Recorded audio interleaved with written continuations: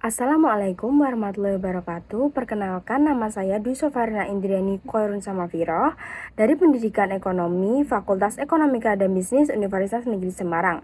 Pada kesempatan kali ini, saya akan menjelaskan mengenai artikel yang berjudul Empati Digital, Fondasi Literasi Digital yang Berorientasi Kemanusiaan. Di era digital seperti sekarang, internet sudah menjadi bagian dari kehidupan kita sehari-hari. Hampir semua aktivitas dilakukan secara digital, mulai dari belajar, berkomunikasi, mencari informasi, berbelanja, hingga mencari hiburan melalui media sosial. Kemajuan teknologi ini tentunya memberikan banyak manfaat bagi kita. Kita bisa memperoleh informasi dengan cepat, berkomunikasi tanpa batas jarak, bahkan belajar dari mana saja loh. Namun, di balik itu semua kemudahan itu ada juga berbagai tantangan yang bermunculan. Misalnya, kita masih sering menemukan penyebaran berita bohong atau hoax, komentar yang berisi ujaran kebencian, perundungan cyber atau cyberbullying, hingga penyebaran data pribadi tanpa izin. Nah, hal-hal tersebut menunjukkan bahwa masih banyak pengguna internet yang belum menggunakan internet digital secara bijaksana. Karena itu, kita tidak hanya membutuhkan kemampuan menggunakan teknologi, tetapi kita membutuhkan empati digital. Lalu, apa sih empati digital itu?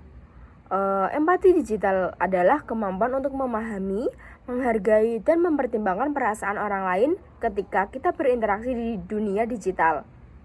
Walaupun kita hanya berkomunikasi melalui layar ponsel atau komputer, kita harus ingat bahwa di balik setiap akun media sosial ada manusia yang memiliki perasaan dan layak dihormati.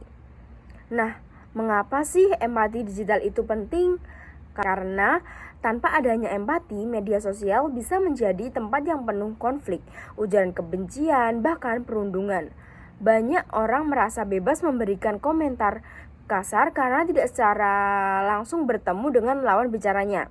Padahal satu komentar negatif bisa memberikan dampak yang lebih besar terhadap kondisi psikologi seseorang. Selain itu, masih banyak orang yang membagikan informasi tanpa memastikan kebenarannya dahulu. Akibatnya, hoax dapat menyebar dengan cepat dan menimbulkan kesalahpahaman di masyarakat. Oleh karena itu, sebagai pengguna internet kita harus menjadi netizen yang lebih bijak.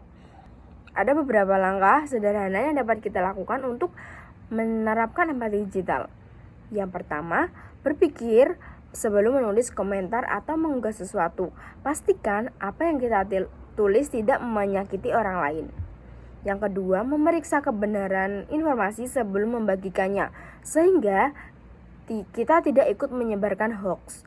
Yang ketiga, menghargai perbedaan pendapat.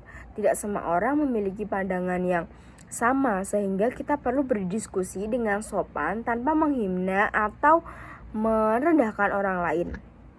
Keempat, menjaga privasi orang lain dengan tidak menyebarkan foto, video, atau informasi pribadi tanpa izin. Dan yang terakhir, menggunakan media sosial untuk menyebarkan hal-hal yang positif, seperti informasi yang bermanfaat, motivasi, maupun edukasi. Teman-teman, kemajuan teknologi akan terus berkembang. Namun, secanggih apapun teknologi yang kita miliki, nilai-nilai kemanusiaan tetap harus menjadi dasar dalam setiap aktivitas digital.